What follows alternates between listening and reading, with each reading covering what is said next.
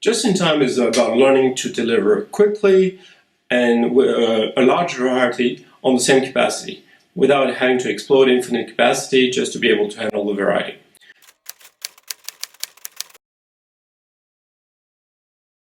Now, the trick to just-in-time and the way we learn this, the strategy is pull rather than push. In the normal way we work, usually it seems quite instinctual to say that each segment of the flow finishes their work. Once it's finished, they deliver it to the next person. This batches the system, and this creates inventories all over the place. So if you have too much work on some places and backlog on others.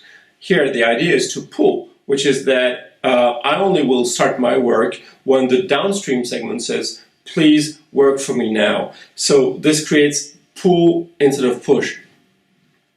One great and fun example I have is that is one of the producer to one of the most successful TV shows, TV serials here in France. He had this idea that he had this problem. He realized he had teams of writers, and after writing, it had to go to correction. After correction, it had to go to checking legal stuff, making sure everything's all right, and so forth. And all these people were working independently, so he had inventories all over the place. And the process was incredibly complex. And one of the issues he had is that one of the things that makes a TV show successful, according to him, is the character development consistency. That you recognize what happens to the character. The character doesn't do strange things. With this process of multiple teams of writers and long process of correcting and checking, he couldn't guarantee consistency. So, by accidentally, he read a book about Lean, and he had this brilliant idea that he would just attribute some checkers and some correctors to one team of writers, and he'd ask the writers to start writing the episode only when they were busy correcting and checking one episode. And in this way, he had this rapid flow of episodes, which also had a tremendous impact on outcome, because now he could completely guarantee the consistency of his character development.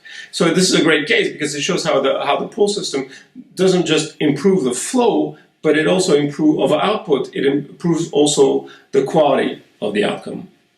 So we're trying to figure out how to quickly deliver a wide variety with a pull system rather than a push system.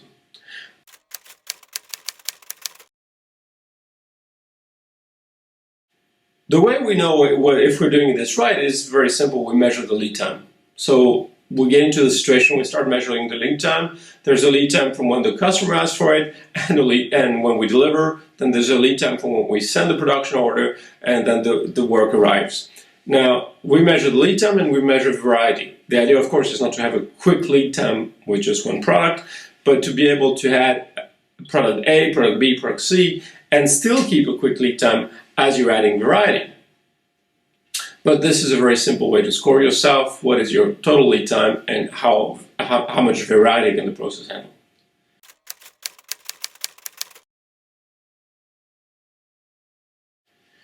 In Lean, how are we going to discover how to do this? What is the learning method? Well, we do have actually two basic learning tools. We have Kanban and we have SMED.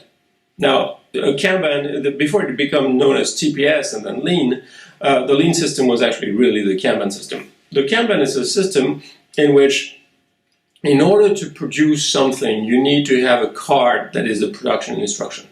In the same way, in order to pick up something, you need to have a card, which is like a check so that you can buy the parts.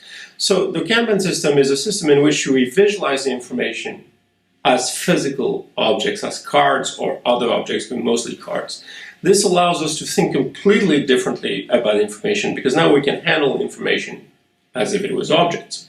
Now, of course, the second part of the learning to do pull better is what we call SMED. We have to be able to reduce the batches, which means we have to be far more flexible in changing from product A to product B to product C.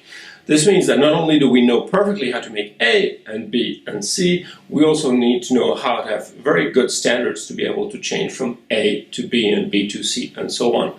So these two tools, the Kanban system and SMED, are the tools that if you practice them every day will get you to go from one method to another, to another, to another, and learn to pull in such a way that you're increasing the flow, you're reducing the lead time with a great variety.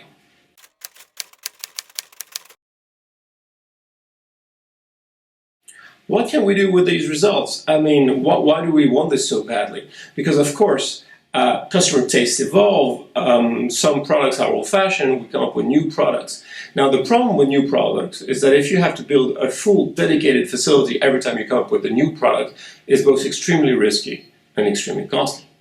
Now, imagine that the new product, you could actually build it on the existing facility. Now, what this does is that as the old product starts to decline, you could at the same time ramp up the new product on the same facility.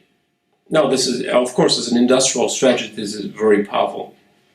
So the reason we're in Lean, we're obsessed with Kanban and SMAD is very simple. We need to fit new products in existing lines in order to compensate for the decline of old products as customers' needs change, as their tastes evolve, as times change. So this is what really is on mind. It's not, we don't do Kanban for just for fun. It's fun, but we don't just do it for fun, or we don't do it just for efficiency and productivity.